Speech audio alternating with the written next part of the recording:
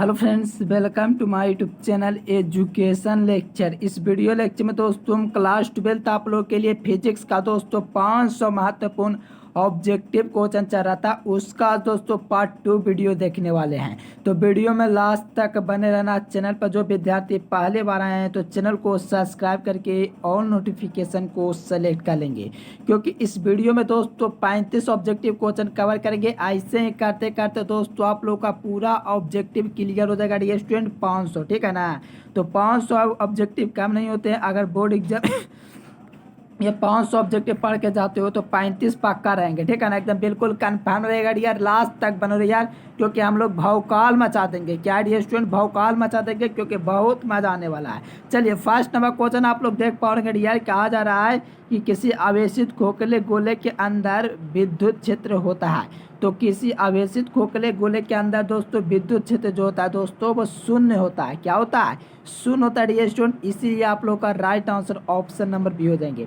यानी कि किसी आवेशित खोखले गोले के अंदर जो विद्युत क्षेत्र होता है वो शून्य होता है। ऑप्शन नंबर बी बिल्कुल सही उत्तर हो जाएंगे। चलिए सेकंड नंबर क्वेश्चन कहा जा रहा है कि धारावाही चालक के अंदर इलेक्ट्रॉन की जो गति होती है वो कैसी होती है। तो धारावाही चालक के अंदर इलेक्ट्रॉन की जो गति होती है ना समरूप होती है, ना दोस्तों त्वरित होती है, ना अवमंदित होती है। पहले से जो विद्यार्थी को आंसर पता हो तो वो कमेंट बॉक्स में कमेंट करते रहेगा अपसरित होता है। धारावाही चालक के अंदर इलेक्ट्रॉन की जो गति होती है अपसरित होता है, ठीक है ना। त्वरित कभी नहीं होगा, ये गलती मत करना एग्जाम में, ठीक है ना। क्योंकि इसका जो राइट आंसर होगा अपसरित होगा dear student. Option number B बिल्कुल सही हो जाएंगे। धारावाही चालक के अंदर इलेक्ट्रॉन की गति अपसरित होती है। Option number B is the correct answer. चलो किलोवाट घंटा किसका मात्रा का डियर स्टूडेंट। किलोवाट जो घंटा होता है वो किसका मात्रा का, आप लोग बतलाबो। किलोवाट घंटा जो मात्रा का विद्युत ऊर्जा का मात्रा का। बी नंबर ऑप्शन बिल्कुल सही हो जाएंगे। क्या होंगे दोस्तों? इलेक्ट्रिकल एनर्जी, यानी कि दोस्तों विद्युत ऊर्जा जो है दोस्तों उसका मात्रक जो होता है किलोवाट घंटा का वो दोस्तों ऊर्जा होता है। बी नंबर ऑप्शन बिल्कुल सही उत्तर हो जाएंगे। चलिए 4 नंबर क्वेश्चन देखेंगे डियर। तो कहा जा रहा है कि लेंस का नियम किस संरक्षण सिद्धांत से संबंधित है, ठीक है ना। तो बतलाओ। देखो डियर, आप लोग चैनल पर पहले बार आए हैं तो चैनल को यह सब्सक्राइब ठोक दीजिए, क्योंकि हम आपके लिए इतना मेहनत करते हैं डियर, ठीक है ना। चलो ऊर्जा संरक्षण सिद्धांत से दोस्तों रिलेशन रखता है। जो लेंस का जो आप लोग का नियम है डियर किससे रिलेशन रखता है, तो ऊर्जा संरक्षण सिद्धांत से। So dear B number option is the correct answer. क्या हो जाएंगे? C number.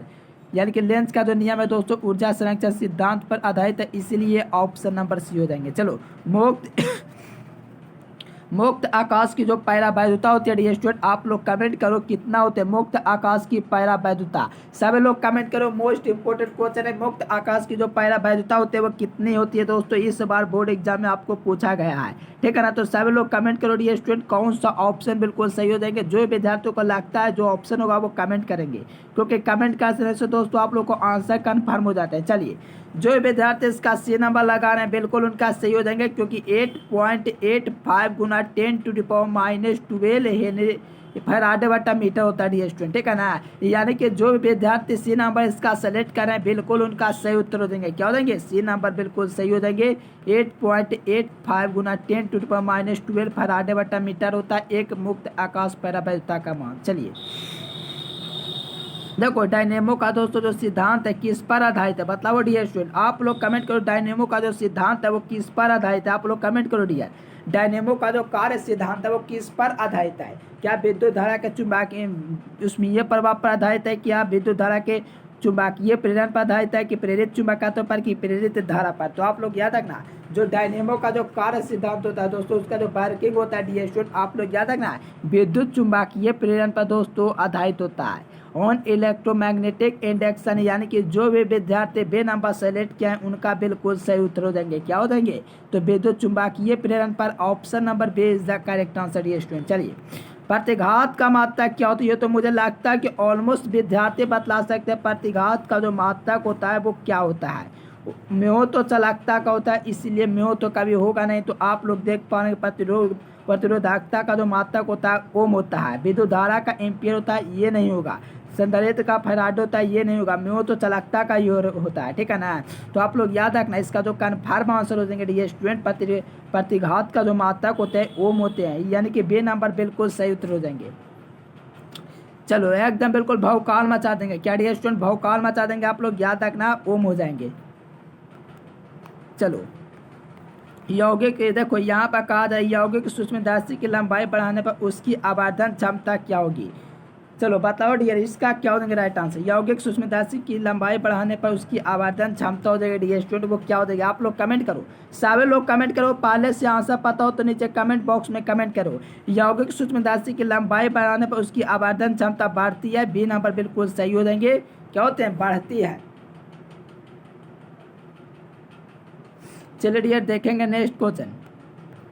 यहाँ पर कहा जाए प्रकाश को तीखे कोण पर मुड़ने की जो घटना कहे जाते हैं, 2 नंबर में यार पूछा हुआ क्वेश्चन है, तो आप लोग कमेंट करो डियर कौन सा ऑप्शन हो जाएंगे। प्रकाश को दोस्तों, प्रकाश किरण को एक तीखे कोण से मुड़ने की जो घटना कहते हैं डियर स्टूडेंट, उसको हम लोग विवर्तन कहते हैं, यानी कि ए नंबर बिल्कुल सही उत्तर हो देंगे। प्रकाश को दोस्तों तीखे कोण से जो मुड़ने की जो घटना होती है विवर्तन कहलाती है, यानी कि आप लोग देख पाओगे बी नंबर ऑप्शन बिल्कुल सही उत्तर हो देंगे। चलिए, जब किसी वस्तु को आवेशित किया जाता है दोस्तों, तो उसका जो द्रव्यमान होगा कभी दोस्तों बढ़ भी सकता है तो कभी बढ़ भी घट भी सकता है। तो आप लोग इससे श्योर हैं या कमेंट करें, ठीक है ना। चलो एकदम बेहतर तरीके से आप लोग कमेंट करते जाना, क्योंकि यही सब क्वेश्चन आप लोग को बोर्ड एग्जाम में यार पूछे जाएंगे। क्या हो जाएंगे, घट भी सकता और बढ़ भी सकता है। जब किसी वस्तु को आवेशित किया जाता है तो उसका द्रव्यमान जो है डियर स्टूडेंट कभी बढ़ भी सकता है, कभी घट भी सकता है, कभी बढ़ भी सकता है, कभी घट भी सकता है। तो दोनों बात याद रखना डियर। चलो देखो लौह परमाणु जो होता है दोस्तों कैसा उदाहरण है, देखो ये सब क्वेश्चन हर बार कवर कर लेते हैं क्योंकि बोर्ड एग्जाम में हर बार आ ही जाता है। चलो कहा जाए कि लौह परमाणु जो होता है दोस्तों लौह चुंबकीय का उदाहरण है, यानी कि सी नंबर बिल्कुल सही उत्तर हो देंगे। क्या हो देंगे डियर स्टूडेंट, लौह चुंबकीय हो जाएंगे, सी नंबर जो विद्यार्थी लगा रहे उनका बिल्कुल सही उत्तर हो देंगे। लोहा परमाणु जो होता है लौह चुंबकीय कहलाते हैं, इसीलिए जो विद्यार्थी सी नंबर को सेलेक्ट किया उनका बिल्कुल सही उत्तर हो देंगे। क्या हो देंगे, लौह चुंबकीय फेरोमैग्नेटिक। चलो चुंबकीय फ्लक्स, देखो ये क्वेश्चन में किसी विद्यार्थी को यह कंफ्यूजन नहीं होना चाहिए, क्योंकि ये मोस्ट इंपोर्टेंट क्वेश्चन है जिससे आप लोग बोर्ड एग्जाम में देखने को मिलेगा, ठीक है ना।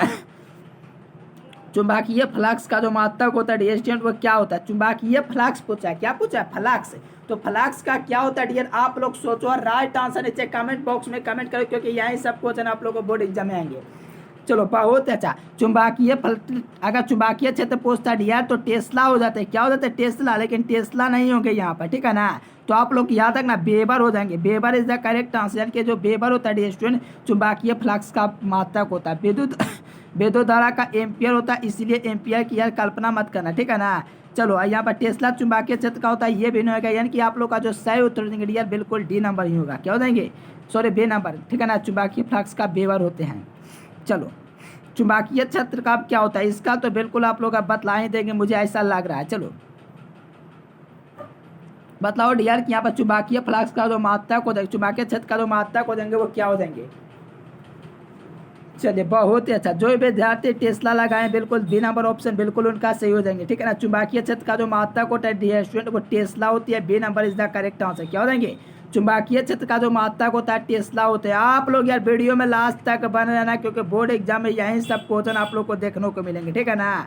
आप लोग बिल्कुल खुश है तो स्टूडेंट, क्योंकि बोर्ड एग्जाम में यही सब क्वेश्चन आप लोग को देखने को मिलेंगे, क्योंकि यही सब क्वेश्चन बार बार बोर्ड एग्जाम में यार पूछे जा रहे हैं। चलिए चुंबकीय फ्लक्स का, देखो विद्युत फ्लक्स का, इसका आप लोग बिल्कुल बतला सकते हो, ठीक है ना। ये भी क्वेश्चन आप लोग को कई बार बतला चुके हैं स्टूडेंट, तो आप लोग बिल्कुल बतला देंगे, ठीक है ना। चलो राइट आंसर कमेंट करो।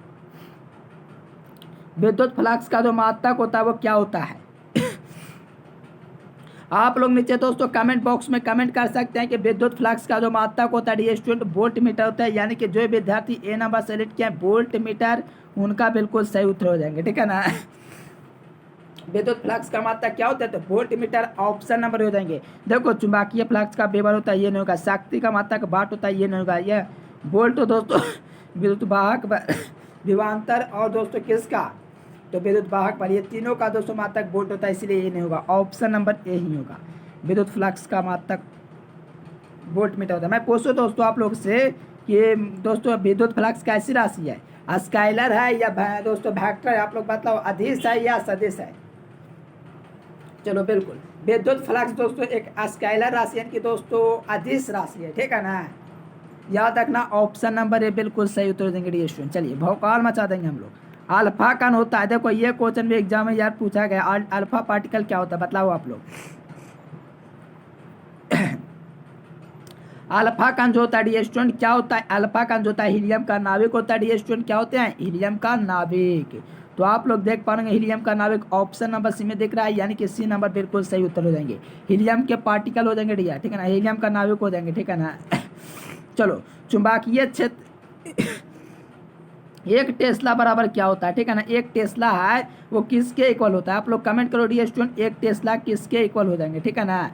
चलो एक टेस्ला डियर स्टूडेंट वो किसके इक्वल हो जाएंगे, आप लोग बिल्कुल सेलेक्ट करके बता दो। एक टेस्ला जो हो जाएंगे दोस्तों 1 वेबर पर मीटर स्क्वायर हो जाएंगे, बिल्कुल बे नंबर ऑप्शन बिल्कुल सही हो जाएंगे, 1 वेबर पर मीटर स्क्वायर हो जाएंगे डियर स्टूडेंट। ये क्वेश्चन आप लोग को बोर्ड एग्जाम में यार पूछा गया, यही सब क्वेश्चन पूछे जाएंगे, ठीक है ना। चलो याद करते जाना सभी क्वेश्चन को। जो विद्यार्थी चैप्टर वाइज नहीं देखे तो प्लेलिस्ट का रुख करेंगे, वहाँ पर प्लेलिस्ट में आप लोगों का चैप्टर वाइज ऑब्जेक्टिव क्वेश्चन मिल जाएगा। जो विद्यार्थी चैनल को सब्सक्राइब नहीं किया तो कर लीजिए। चलो फोटोन की ऊर्जा जो होती है E बराबर HB होती है, यानी कि ए नंबर ऑप्शन बिल्कुल सही हो जाएंगे, ठीक है ना। क्या हो जाएंगे E बराबर HB होता है, ए नंबर बिल्कुल सही हो जाएंगे डियर स्टूडेंट। फोटोन का जो ऊर्जा होता है E बराबर HB होता है, A number is the correct answer. चलिए चलो 18वां नंबर क्वेश्चन का आंसर कमेंट करो। कहा हाइड्रोजन स्पेक्ट्रम की कौन सी श्रेणी देश भाग में पड़ती है, तो बामन श्रेणी आप लोग का बिल्कुल सही हो जाएंगे डियर, क्योंकि हाइड्रोजन स्पेक्ट्रम की जो कौन सी श्रेणी होती है देश भाग में पड़ते हैं तो बामन श्रेणी हो जाएंगे, ए नंबर बिल्कुल सही हो जाएंगे, ठीक है ना। चलो सभी क्वेश्चन को याद करना, क्योंकि एग्जाम में यही सब क्वेश्चन आप लोग को बोर्ड एग्जाम में देखने को मिले, मैं बार बार बोल रहा हूँ। चलिए जल का क्रांति कोण कितना होता है, तो जल का क्रांति कोण दोस्तों 48.5 होता है, और हीरा का दोस्तों 24.41, ठीक है ना। तो ये नहीं होगा, ये आप लोग का डी नंबर हो जाएंगे 48.75। चलिए डी नंबर बिल्कुल सही हो जाएंगे। चलो विभवमापी से निम्नलिखित में से क्या मापा जाता है, तो विभवमापी से दोस्तों सेल का EMF मापते हैं, यानी कि सेल का विद्युत वाहक मान, ठीक है ना। चलो इलेक्ट्रोमोटिव फोर्स जिसे हम लोग कहते हैं इसको दोस्तों, इसका फुल फॉर्म होता है सेल का EMF, यानी कि विद्युत वाहक मान मापते हैं, ऑप्शन नंबर सी बिल्कुल सही हो जाएंगे। देखो आवेश का जो पृष्ठ घनत्व होता है उसका आप लोग को बता ये सब आप लोग को चैप्टर बाद में बिल्कुल क्लियर हो गया डियर, वहाँ से आप लोग चैप्टर वाइज में जाकर के जरूर देखेंगे। चलिए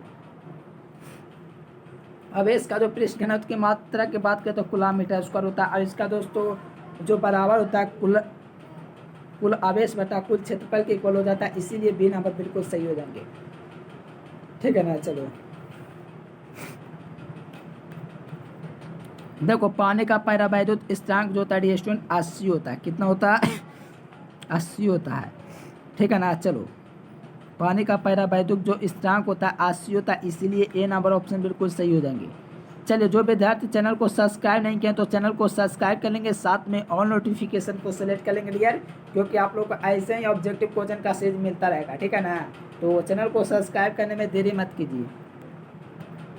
चलिए यहाँ पर देखेंगे दोस्तों 23 नंबर क्वेश्चन, तो कहा जा रहा है यदि समरूप विद्युत क्षेत्र एक्स एक्स की दिशा में विद्यमान हो तो समविभव तल जो होगा वाई जेड के तल में होगा, ठीक है ना, क्योंकि एक्स के अक्ष में दोस्तों तो वाई जेड ई आएगा, तो option number C is the correct answer.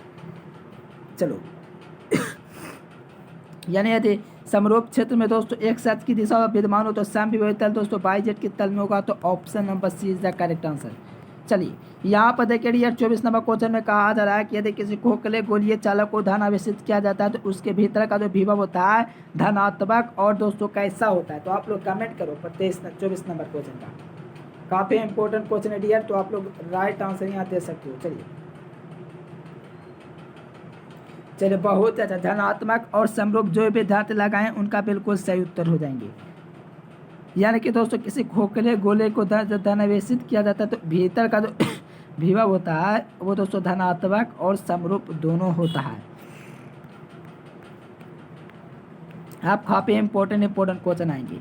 एक बाट जो होता है स्टूडेंट, एक बाट जो होता है वो किसके इक्वल होता है, आप लोग यार कमेंट करो, ठीक है ना। एक बाट जो होता है स्टूडेंट किसके इक्वल होता है, काफी इंपॉर्टेंट क्वेश्चन है, एग्जाम में यही सब क्वेश्चन आप लोग को ऑब्जेक्टिव में रहेंगे डियर, बिल्कुल पक्का 100% रियल डियर, यही सब क्वेश्चन पूछा जाता है। 1 वाट बराबर क्या होता है, पूछा भी था 2022 में, ठीक है ना। चलो 1 वाट बराबर क्या होता है बताओ इसका, ठीक है ना। चलो 1 वाट जो होता है दोस्तों 1 जूल प्रति सेकंड होता है, 1 जूल प्रति सेकंड होता है, 1 जूल जो होता है यानी कि जूल पर सेकंड होता है दोस्तों, जूल पर सेकंड होता है, जूल पर सेकंड। यानी कि आप लोग देखोगे ए नंबर ऑप्शन बिल्कुल सही हो देंगे डियर, जूल पर सेकंड आप लोग देख पाओगे ए नंबर ऑप्शन में दिख रहा है, जूल पर सेकंड दे देगा डियर स्टूडेंट। इस तरह से तो आप लोग को याद रखना, यानी कि 1 बार जो होता है जूल प्रति सेकंड के इक्वल होता है, ए नंबर बिल्कुल सही उत्तर हो जाएंगे।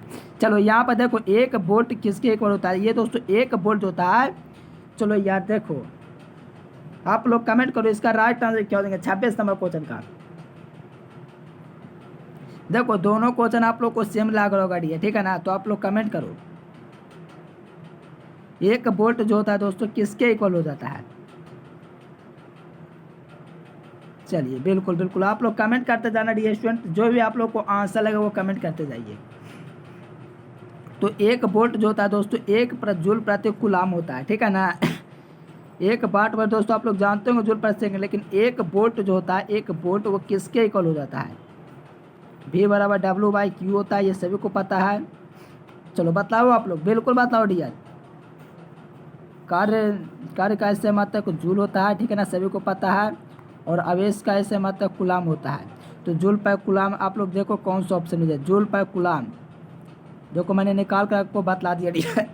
V बराबर W/Q होता है, वर्ग का मात्रक, कार्य का मात्रक जूल होता है, और आवेश का मात्रक दोस्तों कूलाम होता है। तो कूलाम जूल पर कूलाम देखोगे ऑप्शन नंबर बी में दिख रहा है, इसीलिए बी नंबर बिल्कुल सही हो जाएंगे। देखो यही सब क्वेश्चन आप लोग को बोर्ड एग्जाम में आएंगे, इसीलिए आप लोग को ये सब क्वेश्चन याद रख लेना डियर, क्योंकि मैं कहता हूँ काफ़ी इजी क्वेश्चन पूछा जाता है यार। कहा नहीं आप लोग क्या चक्कर चलता है आप लोग को कि यही पोस्टों के एग्जाम में आएगा कि नहीं, ठीक है ना। अगर आप लोग को यकीन नहीं है तो आप लोग चैनल को छोड़ करके जा सकते हो। मैं बार बार कहता हूँ डियर, जो मैं पढ़ाऊंगा उसी में से आएगा डियर स्टूडेंट, ठीक है ना। अगर 70 पूछता है तो 55 पक्का, 55 60 प्लस, ठीक है ना। ऑब्जेक्टिव क्वेश्चन बोल रहा हूँ 70 में, ठीक है ना, एकदम याद रखना है। एक अब पूछूंगा आप लोग को ओम का विपरीत क्या होता है, म्यो होता है, ठीक है ना, म्यो याद रखना। आप पूछूं दोस्तों आप लोग से कि 1 ओम बराबर क्या होता है। 1 ओम बराबर क्या होता है, तो वोल्ट बटे एम्पियर होता है, ठीक है ना। अगर म्यो पूछेगा तो एम्पियर बटा वोल्ट कर देना। यार इतना इजी कॉन्सेप्ट दे रहे हैं। ओम का उल्टा क्या होता है, OHM का उल्टा दोस्तों MHO यानी कि महो हो जाएंगे, ठीक है ना। तो इसका ऐसे दोस्तों ओम का जो होता है 1 वोल्ट एम्पियर होता है, ठीक है ना। B number is the correct answer. चलो अब यहाँ पर एक म्यो बोल दिया, अब एक म्यो बोल दिया तो उसका विपरीत कर दो, उसका विपरीत करोगे ये स्टूडेंट तो 28 का एम्पियर बटा वोल्ट हो जाएंगे। देखो वोल्ट पर एम्पियर इसके पास लेता, ठीक है ना। चलो बिल्कुल देखो यहाँ पर दोनों क्वेश्चन में क्या अंतर आप लोग दे, ये म्यो हो गया, देखो ध्यान देना। देखो म्यो इंग्लिश में दिया गया या OH दिया गया, यानी कि आप लोग का दोस्तों जो प्रतिरोध का जो मात्रक होता है वो ओम होता है, रिएक्टेंस का मात्रक क्या होता है, ओम होता है। भाई मैं पूछो दोस्तों आप लोग से चालकत्व का, चालकता का, तो आप लोग क्या बतलाइएगा, चालकता का आप लोग बतला दो म्यो MHO, ठीक है ना, इस प्रकार से। तो आप लोग देखेंगे 28 नंबर का बिल्कुल ए नंबर हो जाएंगे, एम्पियर बटे वोल्ट विपरीत। किसी सेल का जो विद्युत वाहक मापा जाता है दोस्तों विभव मापी द्वारा मापा जाता है, इसीलिए सी नंबर बिल्कुल सही हो जाएंगे। किसी सेल का जो विद्युत वाहक मापा जाता है डियर स्टूडेंट, आप लोग ध्यान रखना, विद्युत विभव मापी द्वारा मापा जाता है। चलो किरचॉफ का बिंदु नियम देखो 3 नंबर क्लियर करो। किरचॉफ का बिंदु नियम दोस्तों ऊर्जा संरक्षण सिद्धांत को पालन करेगा, ठीक है ना। मैं आप लोगों से पूछो किरचॉफ का प्रथम लॉ किस पर आधारित है, किरचॉफ का प्रथम लॉ किस पर आधारित है, कमेंट करो तो डियर, देखते हैं किसको किसको आता है।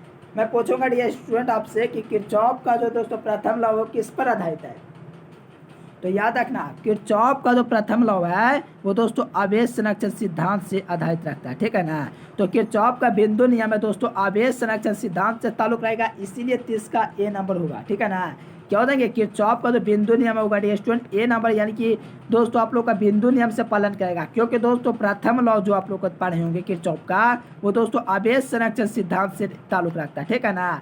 और याद कैसे रख सकते हो डियर, देखो प्रथम लॉ जो होगा आवेश संरक्षण सिद्धांत का पालन करेगा, लेकिन प्रथम बिंदु नियम भी दोस्तों वो भी आप लोग को आवेश संरक्षण सिद्धांत का ही पालन करेगा। अर्थात ध्यान समझना, दूसरा नियम की बात करो तो ये आप लोग का ऊर्जा संरक्षण सिद्धांत पर आधारित है। क्या, ऊर्जा संरक्षण सिद्धांत पर दूसरा नियम, लेकिन प्रथम नियम आवेश संरक्षण सिद्धांत पर और बिंदु नियम भी आवेश संरक्षण सिद्धांत पर। दोनों बात क्लियर कर दो, ए नंबर ऑप्शन बिल्कुल सही हो जाएंगे।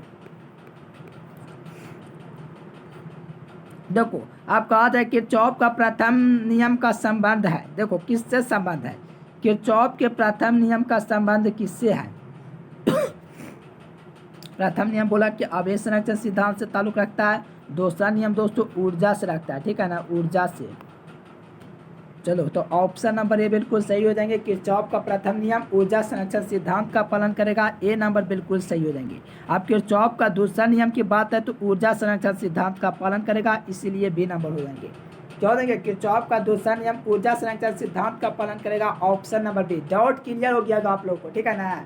चलो बिल्कुल डाउट क्लियर हो जाना चाहिए, क्योंकि आप लोग को बेहतर तरीके से सारे डाउट को हमने यहाँ पर सफाया कर दिया।